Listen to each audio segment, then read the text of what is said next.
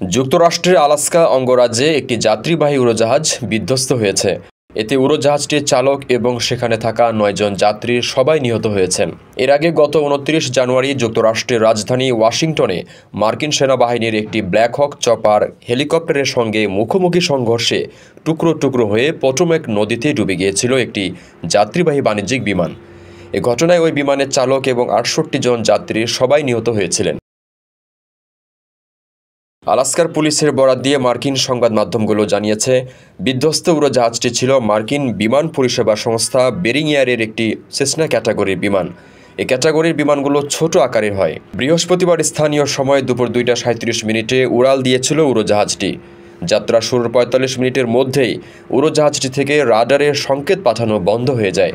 ধারণা করা হচ্ছে বিমানটির ইঞ্জিনে এমন কোনো গুরুতর ত্রুটি ঘটেছিল যার ফলে এটি বাতাসে ভেসে থাকার ক্ষমতা এবং ওড়ার গতি হারিয়ে ফেলে।